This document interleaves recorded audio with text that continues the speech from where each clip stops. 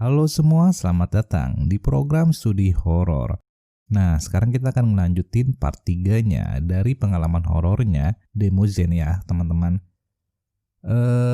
Jadi seperti yang aku bilang sebelumnya, aku bakalan langsung upload part 3-nya ya, biar langsung enak ya dengerinnya teman-teman. Gak usah nunggu lama lagi, yuk langsung aja kita mulai part 3 kerja malam.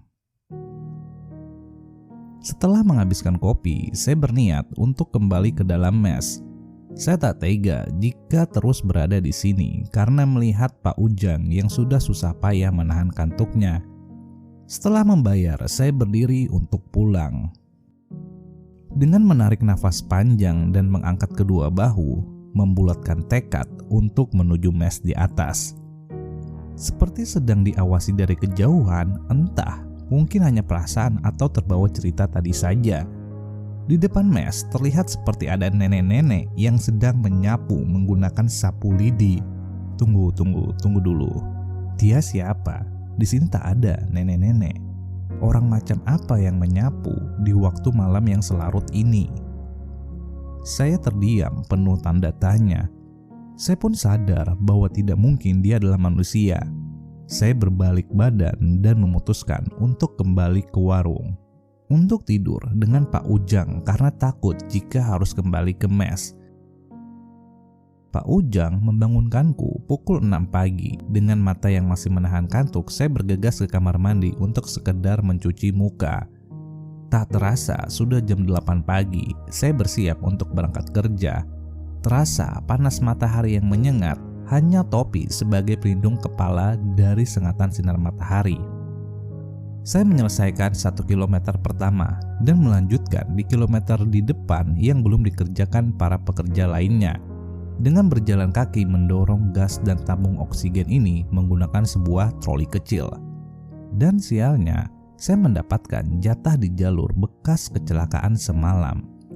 Terlihat banyak coretan cat pilok putih di aspal. Saya tidak tahu apa gunanya, mungkin polisi yang mengerti. Dan terlihat banyak bekas ceceran darah yang sudah mengering yang menempel di aspal jalan. Saya merinding di tengah sengatan mentari yang begitu panas ini. Saya pun tak berani membakarnya. Saya angkat tangan. Kami pun saling menunjuk sampai akhirnya Pak Dayatlah yang membakar cat dengan noda kering darah yang berceceran. Sekarang saya beda tim dengan Roni dan Abel. Sekarang saya dengan Pak Dayat dan Ipul. Usia Pak Dayat ini sudah berkepala 3, namun dia orangnya konyol dan rese. Sehingga tak ada pembatas umur antara kami bertiga, tampak akrab seperti teman seumuran. Ketika Pak Dayat membakarnya selama beberapa detik, mendadak Pak Dayat menghentikan pekerjaannya. Ia memegangi kepalanya, terasa sakit katanya. Kami bertiga merasakan hal sama, sakit yang begitu terasa di kepala. Sekujur tubuh merinding dari kaki hingga kepala dan terasa dingin di pundak kanan. Pak Dayat mencoba melawan, ia kembali melanjutkan membakar cat. Sampai tubuhnya terasa lemas, menjatuhkan alat pembakaran dan dirinya terjatuh ke belakang. Saya mencoba mendekat untuk menolong Pak Dayat, namun terasa begitu berat. Hanya Ipul yang bisa melangkah dan menolong Pak Dayat. Setelah dirasa kondisi lebih baik, kami pun menjauhi tempat tersebut. Menurahkan pekerjaan di area ini kepada pekerja lainnya. Dan tentu tidak membicarakan hal yang kami alami barusan. Kami bertiga meminta izin untuk hanya bekerja setengah hari saja. Sore harinya kami pulang dan langsung berbaring di dalam mes. Tak mengganti baju apalagi mandi, tubuh ini terasa lemas.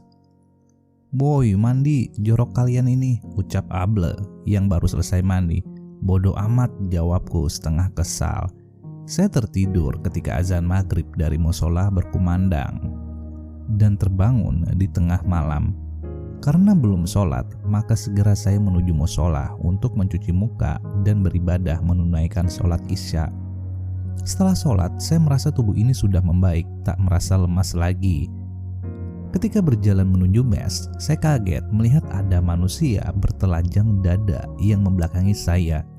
Saya sempat melambatkan langkah untuk memastikan dia siapa. "Halo sayang, lagi apa sih?" Sampai gak diangkat teleponnya. Bajingan, rupanya itu adalah Able yang sedang menelpon pacarnya. Bikin kaget orang aja. Aku mengumpat kesal kepadanya. Abel hanya tertawa. Perempuan apa ble, jam segini masih melek aja. Perempuan apa demit? Saya menyindirnya kelakuan Abel dan pacarnya tersebut. Namanya juga orang jatuh cinta. Abel membela diri. Ngopi aja yuk di bawah, ajakku. Duluan aja ntar, lagi asik nih, Abel menjawab sambil tetap menelpon. Saya pun turun untuk memesan mie rebus, sekedar mengganjal rasa lapar. Kembali bercengkrama dengan Pak Ujang, bercerita apapun untuk menghangatkan suasana. Tadi ngobrol sama siapa mas? Pak Ujang bertanya. Itu mang sama bungkus Kinder Joy yang lagi teleponan. Saya menjawabnya. Katanya mas kesambet ya? Tanya Pak Ujang sembari memakan gorengan. Ah iya mang, tadi sama mang diet juga. Tapi sekarang alhamdulillah saya sudah mendingan. Makan daun kelor aja coba mas, buat menangkal juga. Memang kerja di jalan ini mah banyak resikonya. Sembari meniup-niup tehnya yang masih panas, Pak Ujang menyarankan. Saya pun mencoba mengikuti sarannya. Lama-lama menjadi kebiasaan hingga sekarang. Ketika siang, memang pemandangan di sepanjang jalan begitu indah. Saya juga sempat melihat rel kereta Argo Parahyangan yang berada di sisi tebing dan melintasi jurang. Dan sewaktu bekerja, saya juga melihat bukit bebatuan yang di atasnya ada semacam saung berpayung merah. Mungkin kalian tahu itu bukit atau tebing apa. Tak ada kejadian aneh selama kami bekerja siang hari, syukurlah. Minggu berganti, waktu terus melaju hingga hanya menyisakan waktu beberapa hari lagi kami di sini. Suasana kekeluargaan begitu terasa semenjak di sini. Susah senang kami lewati. Tak jarang ketika siang kami mencuri beberapa singkong dan ubi untuk dibakar pada malam harinya. Mencari buah di hutan dan yang lainnya, sekedar untuk semakin mengakrabkan diri. Pekerjaan tinggal hanya di samping gerbong tol Jatiluhur dan Sadang Purwakarta. Begitu semangat kami menyelesaikan karena pertanda tugas kami di sini akan segera berakhir. Sampai saat yang tidak diinginkan terjadi. Tinggal beberapa hari lagi kami bekerja, namun naas mobil yang kami tumpangi ditabrak dari arah belakang oleh truk besar yang mengakibatkan mobil kami oleng dengan bagian depan ringsek menabrak pembatas jalan. Able kembali menjadi korban. Tubuhnya terpental beberapa meter, mengakibatkan luka di bagian kepala dan tubuhnya. Sementara saya tidak berada di mobil pada saat kejadian tersebut karena sedang pergi ke warung yang ada di desa samping pintu keluar tol. Able dan 5 orang lainnya segera dibawa menuju rumah sakit terdekat untuk mendapat perawatan, dibantu oleh mobil seorang warga desa. Setelah 3 hari pekerjaan kami selesai dengan sedikit kerjaan tambahan, saya dan lain pun menjenguk Able yang kondisinya sudah lebih baik. Kondisinya belum terlalu sembuh, namun Able memaksakan untuk pulang saja ke kampung halaman ditemani Roni adiknya. Hanya tinggal saya sendirian yang berasal dari kampung yang sama, karena para pekerja lainnya berasal dari daerah yang berbeda dengan saya. Kami kembali ke Jakarta karena pekerjaan di sini memang sudah selesai. Mandor meliburkan kami semua selama 1 minggu lamanya. Kini hanya tinggal beberapa orang di rumah kontrak yang kami tempati di Jakarta. Awalnya saya tidak ada keinginan untuk pulang dan memilih untuk tetap bertahan. Namun ketika para pekerja lainnya bersiap pulang semua, saya pun akhirnya ingin ikut pulang dengan mereka. Sehari sebelum kepulangan, saya diajak Pak Anton untuk menikmati malam di warung samping kantor kami. Ketika sedang mengobrol membicarakan banyak hal, terlihat mobil patroli jalan sedang menyesuaikan parkirnya. Pengemudi tersebut turun dan itu adalah Pak Rian. Ia masuk ke dalam kantor dan akhirnya keluar tak lama kemudian. Pak Rian menghampiri kami yang sedang menikmati jajanan dan segelas kopi. Ia segera duduk di samping Pak Anton. Bertanya kabar kepada kami. Setelah berbasa-basi, Pak Rian mengutarakan niatnya. Saya ini Pak lagi nyari teman untuk menemani saya patroli malam. Karena teman saya yang biasanya itu sudah resign 2 hari lalu. Kira-kira Pak Anton mau nggak kerja bareng saya? Tenang aja, nggak berat kok, cuma keliling tol aja, patroli jalan gitu Pak. Pak Rian berniat mengajak Pak Anton untuk bekerja bersamanya. Waduh, maaf nih Pak, saya sudah mau pulang besok. Istri saya sedang sakit, jadi saya harus pulang Pak. Ujar Pak Rian. Waduh, gimana ya? Saya pusing ini Pak, kalau harus sendirian, gak ada teman ngobrolnya. Pak Rian menghela nafas karena tawarannya tidak diterima. Kamu aja mau gak? Tunjuk Pak Anton kepada saya. Wah iya, gimana mas, mau gak? Kini Pak Rian mengalihkan pandangannya ke arah saya. Sambil memakan gorengan, saya berpikir untuk menerimanya atau tidak. Saya pun memutuskan untuk menerima tawaran Pak Rian. Ya udah mas, minta nomornya saja, nanti saya hubungin. Siapin aja KTP-nya ya. Saya mau pulang dulu ke kontrakan istri saya. Selang beberapa lama, beliau pun pergi meninggalkan saya dan Pak Anton. Rezeki memang tak pernah terduga datangnya dari mana. Sekarang saya akan memulai pekerjaan baru. Berbanding terbalik ketika saya masih berada di Bekasi. Sudah puluhan lamaran saya kirimkan, namun tak kunjung mendapat balasan. Singkat cerita, saya sudah bekerja bersama Pak Rian dengan pekerjaan berbeda, orang yang berbeda, dan kantor yang berbeda. Karena ini adalah kantor cabang dari kantor lama saya di Jakarta. Sialnya, saya harus kembali bekerja pada malam hari di jalan tol Jagorawi.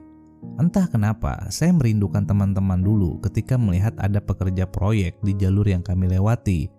Dan saya pun merindukan jalur tol Cipularang yang dulu saya takuti. Entah, memang aneh, tapi saya rindu suasananya. Ternyata Pak Rian dulunya berpatroli di Cipularang, namun dimutasi ke tol ini karena kekurangan personil. 2 minggu berlalu, saya sangat menikmati pekerjaan ini karena memang lebih mudah dan ringan. Tak ada kejadian yang aneh selama saya berpatroli di tol ini. Hanya sekedar membantu mobil yang mogok atau yang mengalami musibah. Semua nampak normal, tak ada gangguan dari mereka yang tak kasat mata. Ketika sedang beristirahat di rest area, saya menelpon Able untuk menanyakan kondisinya. Syukurlah, Able sudah pulih sepenuhnya. Sekarang ia malah sedang memanen padi orang tuanya di desa. Pak Rian kembali mengajak saya melanjutkan patroli malam hari ini. Semakin lama, semakin akrab saya dengan beliau. Oh iya, Pak Rian ini berasal dari Kalimantan, perantauan juga sama seperti saya. Sudah sejak lama beliau bekerja di sini. Beliau selalu mengingatkan ketika datang waktu sholat. Walaupun beliau adalah pemeluk agama Kristen, namun beliau sedikit belajar dan tahu tentang agama Islam. Selama kami bekerja bersama, tak pernah sekalipun mendebatkan agama, budaya, dan ras. Karena memang tidak perlu juga. Karena hanya akan menimbulkan permusuhan saja. Di mata Tuhan, kita semua sama saja. Begitu indah toleransi antar umat beragama. Saya pun banyak mendapat pembelajaran dan nasihat-nasihat baik dari beliau.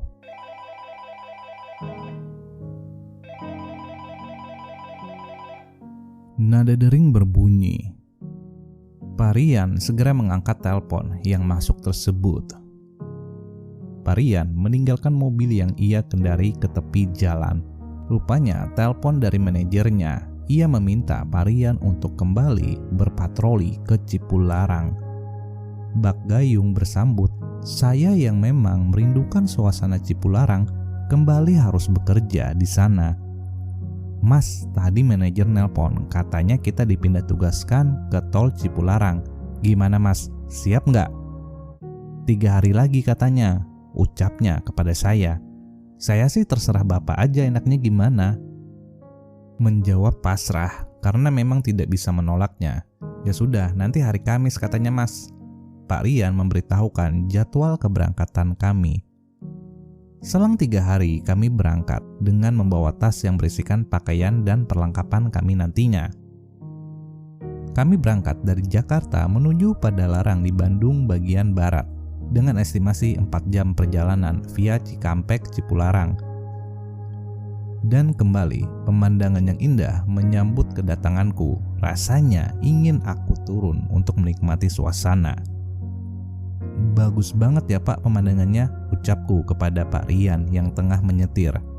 Memang indah, tapi mematikan. jawab beliau tegas. Yang membuat saya memilih diam.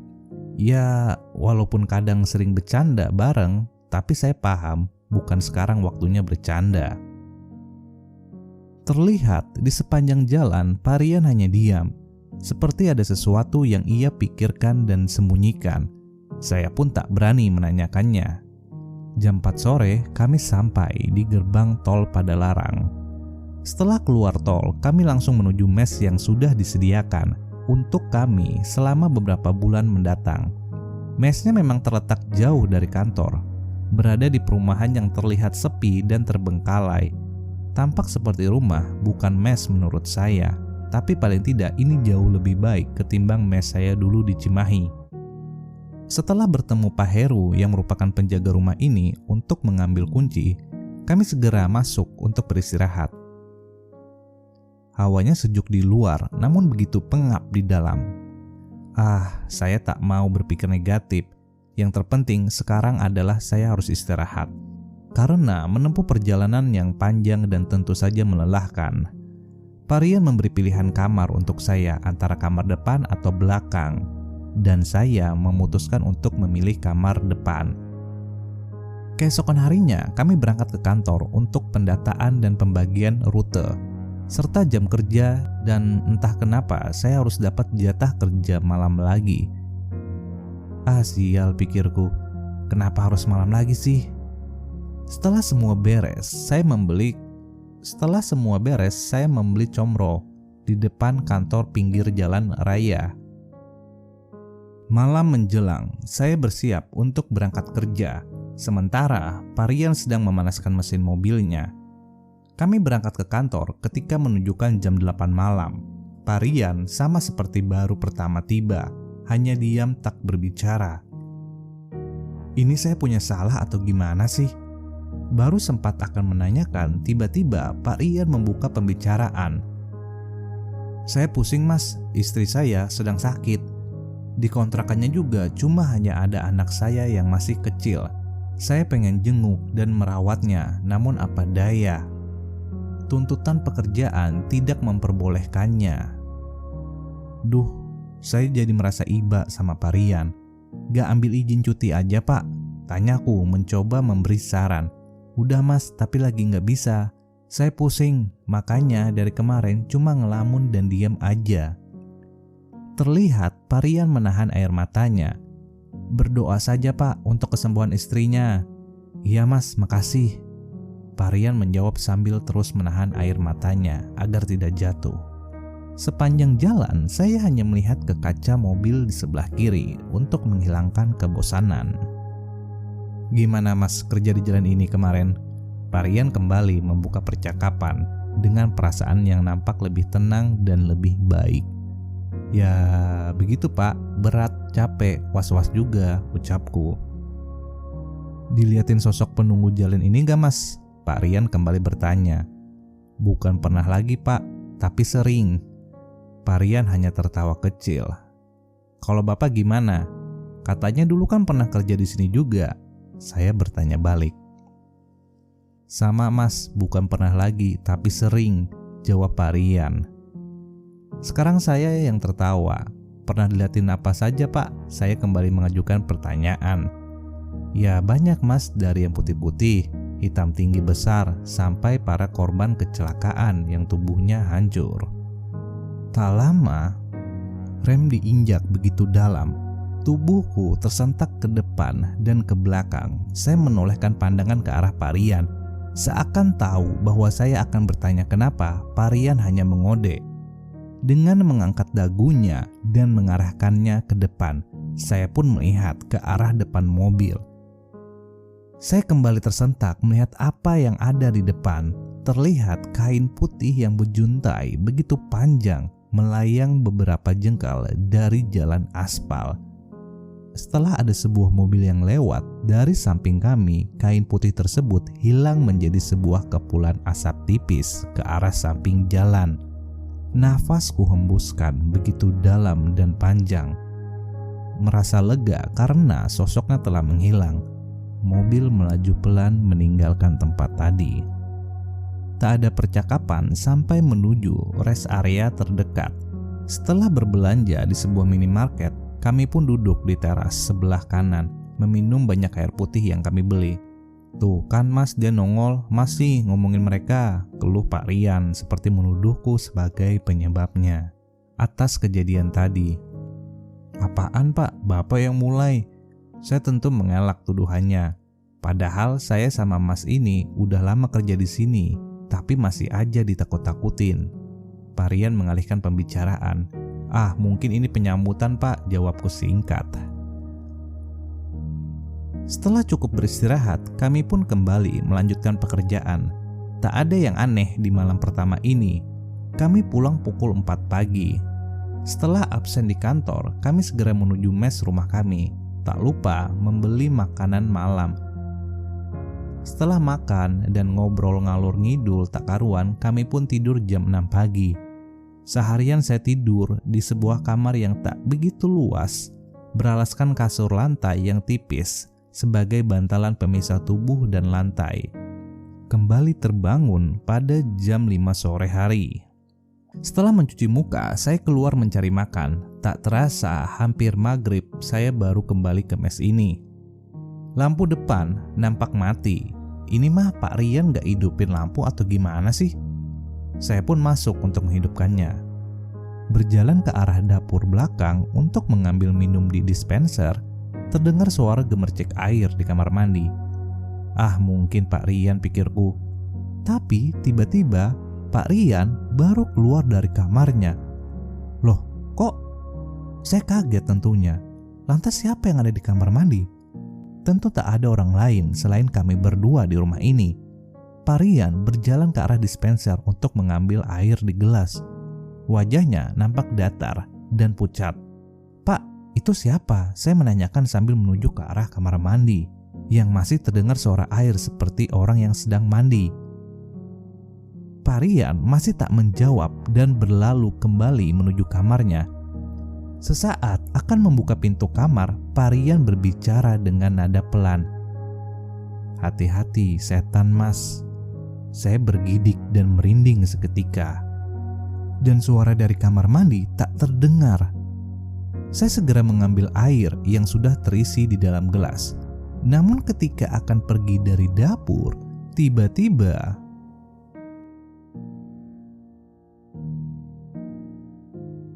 pintu kamar mandi terbuka. Rupanya Pak Rian yang sedari tadi mandi. Terlihat dia masih memakai handuk ketika keluar dari kamar mandi. Loh, saya kembali kaget. "Ini yang benar yang mana? Ngobrol sama siapa Mas?" tanya Pak Rian sambil menginjak keset di kakinya. "Anu Pak, saya bingung, shock, tidak tahu harus jawab apa." "Gak apa-apa Mas, saya mau makan di luar rumah aja," ucapku berlalu menuju depan rumah. Ah, bodo amat, yang penting sekarang makan dulu, pikirku. Waktu sudah berganti menunjukkan pukul 8 malam. Saya bersiap untuk berangkat bekerja. Perihal yang ganjil tadi saya simpan sendiri. Tak ingin membuat cemas Pak Rian dan diri saya sendiri. Setelah absen, kami berangkat patroli seperti biasa. Suasana nampak tenang, tak ada obrolan dari kami berdua. Entahlah, malam ini jalanan begitu sepi. Mobil yang lewat seperti bisa dihitung dengan jari.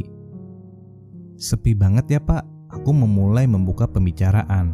"Ya Mas, gak tahu kenapa kalau malam Jumat gini ya sepi," ujar Pak Rian sambil memegang setir kemudi. "Lah, saya baru ingat kalau ini malam Jumat Pak."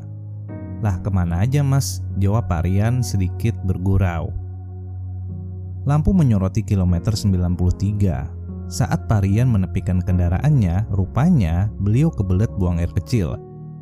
Saya hanya menunggu sembari memainkan gawai untuk memberi kabar kepada teman maupun pasangan. Pintu ditutup dengan keras. Pak Rian masuk dengan ekspresi wajah yang datar, hanya diam tak berkata apapun. Tercium bau kentut yang teramat busuk ketika beliau masuk, bau busuk kentut yang memenuhi isi dalam mobil ini. Belum bau busuk menghilang, sekarang bau sangat menyeruak. Nih orang tua kurang ajar, kentut gak permisi. Habis makan apa sih sampai busuk banget gini? Saya meracu dalam hati. Saya membuka kaca samping mobil untuk menghirup udara segar karena bau yang amat sangat memenuhi ruangan kemudi ini. Udara di luar begitu sejuk. Saya menghisap dalam udara malam ini. Pintu mobil sebelah kanan kembali dibanting. "Mas, bau banget kentutnya. Habis makan apa sih?" tanya Pak Rian memprotes. "Lah, bukannya Bapak yang kentut pas dari tadi masuk?" Saya menyangkal tuduhannya. "Apaan, orang saya baru aja masuk, Mas?"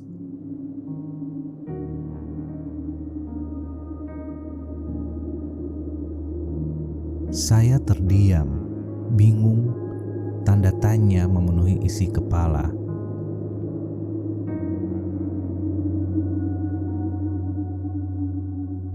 "Bentar, bukannya Bapak udah masuk dari tadi?" tanyaku penasaran. "Apaan, orang saya baru masuk ini? Tadi lama soalnya sambil baca pesan masuk, Mas." Mulut saya terenganga dengan jawaban beliau. "Lantas tadi siapa?" "Beneran Pak, tadi Bapak masuk, terus gak lama kecium bau busuk banget. Saya pikir Bapak kentut tadi." "Udah Mas, gak usah dibahas, saya paham. Kita pergi saja dari sini." Pak Rian segera menginjak pedal gas. Kami melaju menjauhi tempat ini.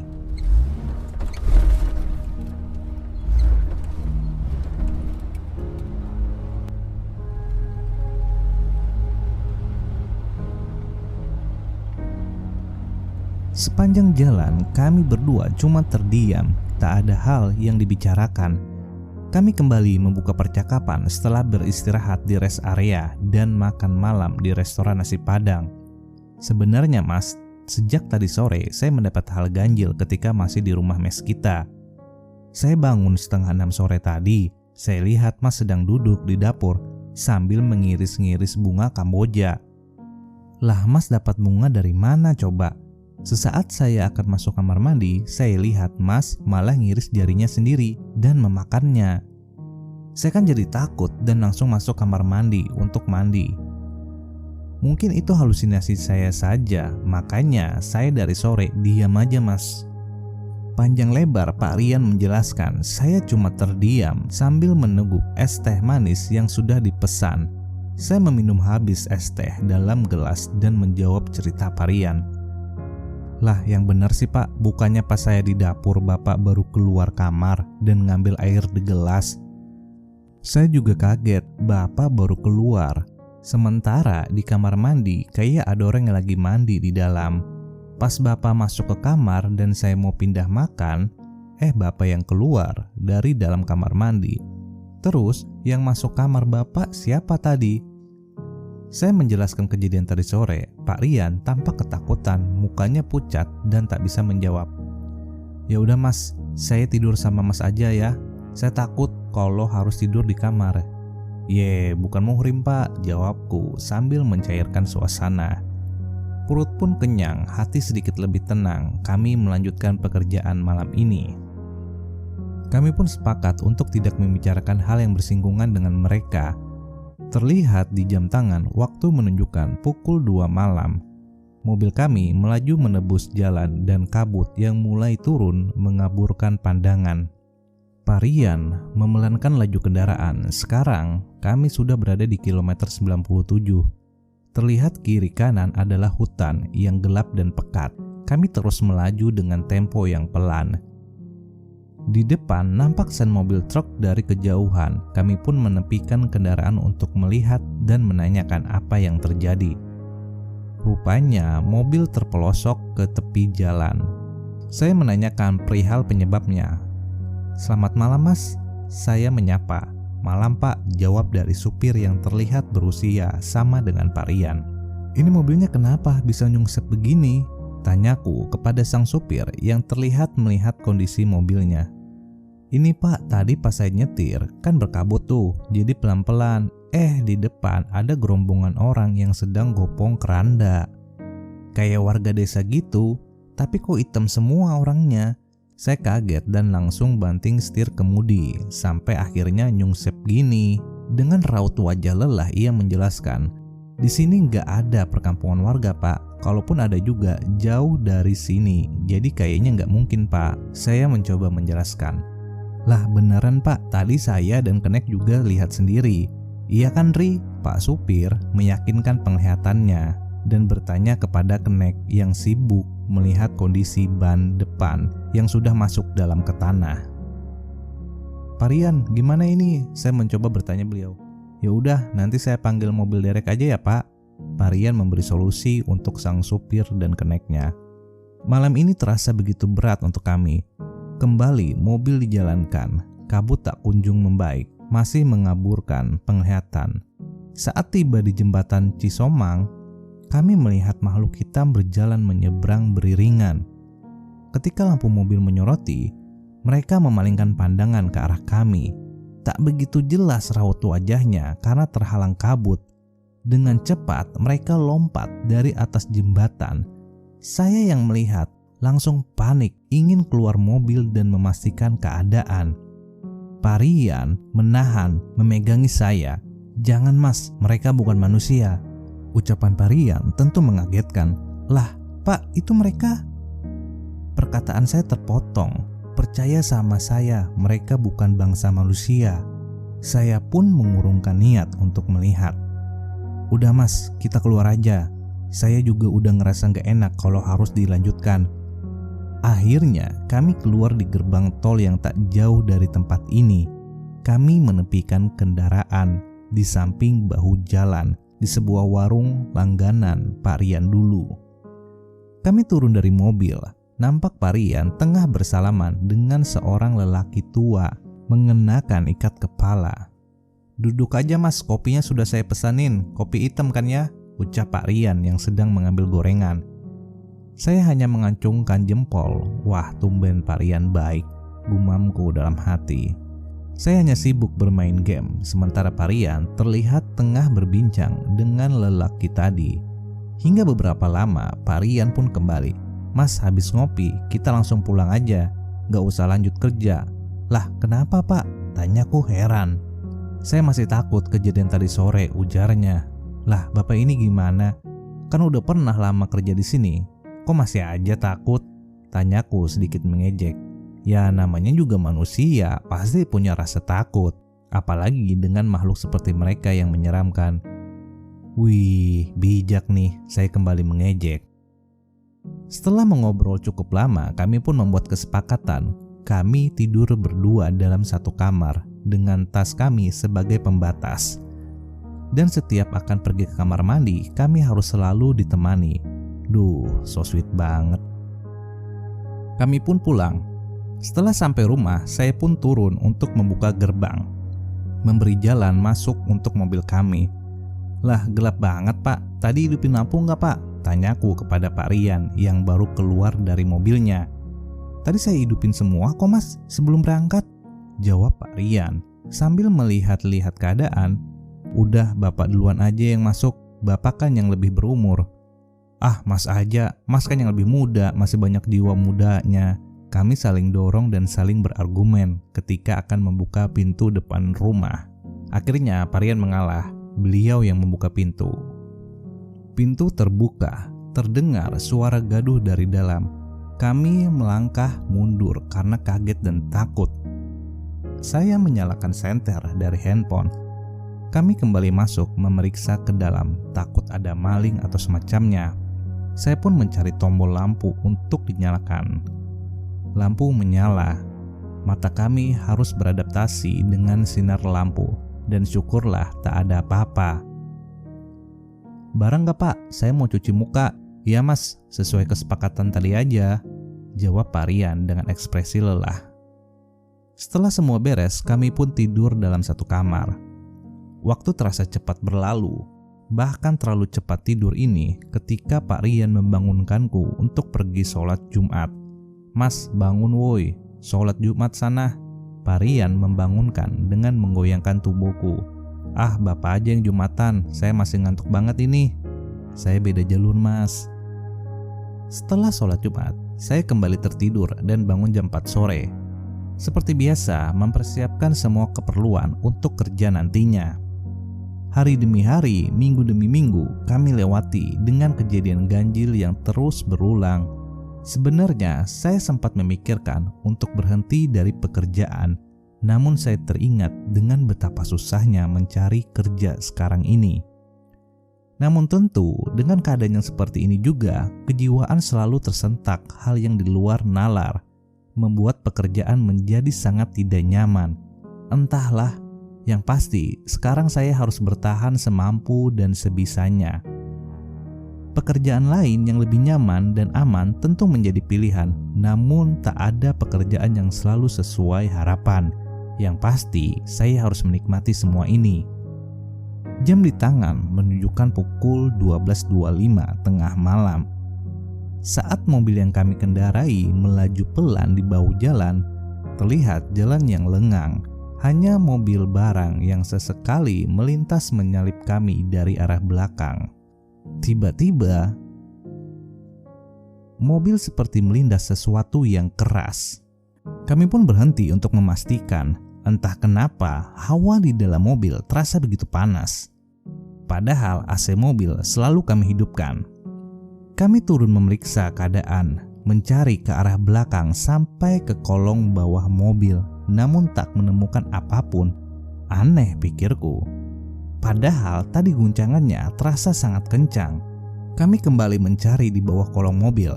Terdengar suara perempuan tertawa kegirangan dari arah samping mobil kami. Astagfirullah, sosok berpakaian putih tengah duduk di dahan pohon samping jalan. Terlihat tengah menertawakan kami. Dan dari arah bawah mobil terlihat pocong dengan lidah menjulur panjang. Mungkin itu yang kami lindas tadi. Kami segera masuk ke dalam mobil dan melaju dengan kencang. Keringat bercucuran dari kami berdua. Tubuh saya juga tegang dan kaki gemetaran. Walaupun kejadian menyeramkan sering terjadi, tapi saya tak kunjung bisa membiasakan diri. Kejadian kemarin membuat kondisi Parian semakin melemah, hingga akhirnya beliau jatuh sakit selama beberapa hari. Beliau dirawat di rumah sakit terdekat. Kini hanya saya sendirian menempati rumah ini. Rumah yang membuat saya dan Pak Rian ngeri. Tapi saya harus tetap masuk kerja, namun dengan karyawan lainnya. Memakai jasa ojek online. Untuk sampai di kantor, saya hanya beberapa hari dengan karyawan lain ini sambil menunggu keadaan Parian pulih. Ketika di rumah, saya hanya menjalankan kewajiban saya dan memutar musik sekeras-kerasnya untuk mengusir sepi dan rasa takut. Suara dan gangguan memang ada, namun selalu saya hiraukan. Bodoh amat, saya tidak peduli dengan mereka. Semakin saya takut, semakin berani mereka. Namun, semakin saya berani, semakin ragu mereka. Itulah prinsip saya, namun tentu dengan tidak menantang dan selalu bersikap sopan. Tak terasa, saya memasuki hari ke-25. Saya masih bersemangat untuk bekerja, namun rasa semangat itu hilang seketika. Kejadian yang menimpa membuat saya akhirnya memutuskan untuk resign dari pekerjaan ini. 2 hari setelah kembalinya Parian, semua nampak kembali seperti semula. Saya berada di sebuah warteg untuk memesan 2 porsi makanan untuk saya dan Pak Rian yang masih tertidur. Ketika saya berangkat menuju warteg ini, saya membangunkan beliau untuk mengajak makan. Selepas isya, seperti biasa, kami berangkat ke kantor untuk absen sebelum memulai pekerjaan. Di hari-hari kemarin, semua nampak normal, tak ada gangguan. Pun bersama Pak Rian, sejauh ini terlihat biasa dan normal. Pukul 11 malam ketika kami berada di kilometer 100 tol Cipularang, kami dihubungi oleh pihak kantor mengenai kecelakaan yang terjadi di kilometer 93 yang kami lewati beberapa waktu yang lalu. Pak Rian segera keluar tol untuk memutar arah. Memang agak jauh dan membutuhkan waktu yang cukup lama karena kami harus lewat jalan biasa. Kurang lebih 1 jam kami sampai di tempat kejadian. Terlihat mobil sedan saling bertabrakan. Kami membantu sebisa kami. Terlihat juga lampu sirene polisi yang datang mendekat. Suasana begitu dramatis karena korban terjepit badan kendaraan. Dengan alat seadanya, kami mencoba mengeluarkan korban. Ketika sedang membantu, saya melihat sosok hitam pekat dengan tubuh kurus kering serta rambutnya yang nampak gimbal sedang duduk dan tertawa di dinding beton pembatas arus kendaraan. Saya tak menghiraukannya, namun saya melihat Pak Rian tengah mengambil sesuatu di dalam mobil. Saya pun menghampiri karena saya juga merasa haus ingin mengambil air di dalam mobil. Ketika saya berjalan ke arah mobil, terdengar bunyi hantaman yang mengagetkan. Saya memalingkan pandangan, tak tahu harus berkata apa. Saya kaget. Rombongan orang yang tengah menolong korban tadi tertabrak mobil besar pengangkut barang. Mobil yang ringsek dan para korban terseret beberapa meter ke depan. Saya jatuh lemas sebelum akhirnya Pak Rian membopong saya ke tepi jalan. Saya diminumkan air putih oleh beliau. Saya sedikit lebih lega. Saya diajak Pak Rian untuk menghentikan arus kendaraan yang ada di belakang dengan lampu rambu. Sementara para petugas yang lain segera menolong para korban yang kini bertambah menjadi beberapa orang. Saya menangis di tengah klakson kendaraan dan suasana riuh malam ini. Hanya satu keinginan saya ingin segera pulang ke kampung halaman. Melihat darah yang tercecer di jalan membuat saya kembali teringat tentang pekerjaan dulu. Saya yang harus membakar cat tercampur darah. Ini seperti deja vu untuk saya. Setelah beberapa hari berlalu, saya pun memutuskan untuk resign dari pekerjaan. Masalah mencari kerja selanjutnya saya tak terlalu memikirkan. Yang terpenting, saya harus pulang untuk menjernihkan pikiran, mengistirahatkan jiwa dan raga. Saya pun berpamitan kepada Pak Rian ketika beliau menghantar saya sampai gerbang tol Cikampek. Saya melanjutkan perjalanan dengan bus jalur Pantura. Setelah menempuh beberapa jam, akhirnya saya sampai di kampung halaman. Seminggu setelah pulang, malam berlalu begitu cepat saat di desa. Tak terasa sudah jam 12.30 tengah malam. Ketika sedang asik ngopi dan mengobrol bersama teman, saya dikagetkan dengan dering panggilan masuk dari Pak Rian. Di tengah malam, kenapa? Ada apa? Sesaat terlintas dalam benak pikiran. "Halo Mas, apa kabar?" ucap suara dari seberang telepon. Rupanya beliau tengah beristirahat di rest area.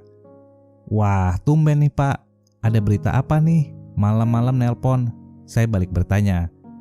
"Gak apa-apa Mas, sekarang saya sendirian patrolinya. Barangkali ada teman Mas yang mau kerja di sini. Atau Mas mau balik lagi mungkin." "Lah, kok bisa Pak?" jawabku penasaran. "Iya, tadinya sih ada. Udah ganti 2 orang malahan. Yang pertama, baru 2 hari kerja udah keluar Mas, gak sanggup." Beliau menerangkan dengan antusias. "Kenapa bisa gitu Pak?" Saya terus bertanya. "Iya, dia gak kuat karena ditakutin di rumah sama di jalan. Di rumah dia tidurnya ditemenin pocong Mas." Nah, saya akan mengambil sudut pandang dari Pak Rian agar lebih mudah dimengerti ya. "Kenalin Pak, saya Sugeng, saya orang baru. Mohon bantuannya ya Pak." Seorang pria tinggi namun kurus dengan rambut style emo. "Oh iya, saya Rian Mas. Salam kenal juga." Mereka masih menempati rumah yang sama yang saya tinggali dulu. Pak Rian tentu tidak menceritakan apa yang ada dan yang terjadi pada rumah ini kepada Sugeng. Tentu agar Sugeng tidak merasa takut dan was-was, Pak Rian kembali tidur di kamar yang ia sendiri takuti. Namun dia tidak enak jika harus tidur berdua dengan Sugeng karena belum akrab. Sehari mendapat libur setelah kepulangan saya, jam 10 malam hari, rasa kantuk mulai mendera. Saya bersiap tidur di kamar ini, kamar yang saya tinggali sekian hari. Ada lemari tua yang entah kenapa saya takut untuk membukanya. Siang hari pun saya tidak berani karena hawanya memang beda. Saya tertidur dengan memakai selimut dan terlelap begitu cepat. Beberapa jam berlalu, saya terbangun karena suara berisik dari lemari. Suara seperti orang yang mencakar-cakar kayu. Saya tidak berani melihat ataupun mendekat untuk memastikan. Saya terlalu takut. Saya memejamkan mata berharap segera kembali tertidur. Namun sial, saya tidak bisa, dan lebih sialnya lagi, lampu penerangan kamar mati untuk beberapa saat. Saya mencari HP untuk menyalakan flash center dan terlihat siluet bayangan orang yang tengah berdiri di samping lemari. Badannya besar, tingginya hampir sama dengan lemari tua itu, dengan pakaian compang-camping berwarna coklat lusuh. HP pun terjatuh. Saya kembali meringkuk di balik selimut dengan tubuh gemetar dan rasa panas di tubuh. Hingga lampu menyala pun saya tak berani melihat. Di kamar lain, Sugeng tengah tertidur lelap. Saat berubah posisi tidur, tangannya memeluk benda kenyal nan keras. Namun ia masih tertidur, sampai ia terbangun karena bau busuk yang begitu menusuk hidungnya. Matanya harus menyesuaikan dengan keadaan di sekitar karena lampu yang mati. Saat memalingkan pandangannya, wajahnya berhadapan dengan sosok yang terbungkus kain putih kecoklatan. Mendadak, lidahnya keluh dan mulutnya menjadi gagu. Hanya suara yang tertahan yang bisa ia lakukan. Badannya pun seakan mati rasa, tak bisa digerakkan. Wajah mereka saling berhadapan. Panik, takut bercampur menjadi satu. Setelah lampu kembali menyala, barulah ia bisa berteriak dengan sangat kencang dan langsung pingsan. Sugeng terbangun ketika matahari tengah berada di garis tengah. Badannya menggigil, dengan muka dan bibir terlihat pucat. Ia sakit selama 3 hari dan memutuskan untuk berhenti, bahkan sebelum ia memulai kerja. Cerita lain dari Pak Rian, setelah Sugeng jatuh sakit, Pak Ubed menggantikannya. Ia juga merupakan orang yang baru pertama kali kerja di sini. Dulunya pekerjaan Pak Ubed adalah kuli bangunan. "Perkenalkan Pak, saya Ubed. Saya orang baru di sini." Pak Rian menyalami lelaki yang nampak seumuran dengannya. Pak Ubed ini sedikit pendiam, namun berani terhadap hal yang berbau mistis. Di malam pertama bekerja, Pak Ubed sesumbar bahwa ia tidak takut terhadap bangsa setan dan sejenisnya. Baru saja ia berkata demikian, tiba-tiba ban mobil yang ditumpangi mereka mengalami pecah ban. Spontan, Pak Rian membanting setir ke tepi jalan dengan sedikit kewalahan. Setelah dilihat, ternyata ban mobil sebelah kanan pecah dan harus diganti. Karena Pak Ubed tidak mengerti dengan cara mengganti ban, jadi ia hanya melihat-lihat saja. Sementara Pak Rianlah yang mengganti bannya. Tiba-tiba Pak Ubed ingin sekali buang air kecil. Ia pun izin kepada Pak Rian yang sedang sibuk membuka baut. Pak Ubed kencing agak jauh dari mobil. Ia turun ke bawah di seberang parit kecil di pinggir jalan. Saat ia sedang kencing, terdengar suara kerasak-kerusuk dari hutan di hadapannya. Suaranya begitu ramai dan berbarengan. Tiba-tiba muncullah sosok yang tak karuan rupanya. Bukan cuma satu, tapi ratusan, mungkin lebih banyak lagi, datang bergerombol mendekati Pak Ubed. Sontak Pak Ubed kaget dan ketakutan, ingin segera ia lari, namun tubuhnya tak bisa digerakkan. Kakinya gemetaran hebat, sementara para makhluk tersebut semakin mendekat. Ketika Pak Rian memanggil namanya, barulah tubuh Pak Ubed dapat digerakkan dengan semestinya. Ia langsung lari sampai harus jatuh bangun karena panik dan licinnya tanah yang ia pijak. Saat akan menghampiri Pak Rian, kaki Pak Ubed dicengkram oleh sosok yang begitu menyeramkan. Tubuhnya panjang dan lembek, wajahnya seperti meleleh dengan rambut yang hitam panjang. Pak Ubed berteriak seperti orang kesurupan. Pak Rian panik, tak tahu harus berbuat apa. Akhirnya beliau meminta pertolongan ke pengendara yang lewat. Untunglah pengendara tersebut mengerti dan menyembuhkan Pak Ubed. Setelah mengucapkan terima kasih, Pak Rian masuk untuk membawa Pak Ubed ke tempat yang lebih aman. "Gitu Mas ceritanya, pokoknya kacau deh selama seminggu ini. Saya juga pengen resign jadinya kalau gini terus," ucap Pak Rian dengan suara penuh frustasi. Mas sebentar ya." suara panggilan telepon terputus. Nggak sopan ucapku. Namun sebelum telepon ditutup, samar-samar terdengar suara riuh dari tempat Parian berada. Entahlah ada apa, saya tidak tahu. Demikianlah cerita pengalaman pribadi dari Demozen. Ini ceritanya ngeri banget ya teman-teman. Kalau kita ngedengarinnya dan ngebayanginnya langsung, itu nggak kebayang deh ya gimana rasanya kalau kita ada di tempat mereka pada saat itu. Butuh mental dan sikap yang kuat kalau kita berada di tempat mereka ya. Dan tentunya harus berpegang teguh kepada yang di atas. Gimana menurut kalian? Apa kalian pernah mengalami hal yang sama? Komen di bawah ya. Ini adalah akhir cerita dari Kerja Malam. Semoga kita semua dapat mengambil hikmahnya ya teman-teman. Akhir kata, aku mau ngucapin terima kasih ke Demozen karena telah nge-share pengalamannya. Terima kasih juga buat teman-teman yang telah mendengarkan podcast ini serta dukungannya. Like jika kalian suka dengan podcast ini dan subscribe ya jika kalian ingin mendengarkan cerita selanjutnya. Aku Bang Cuy, pamit undur diri.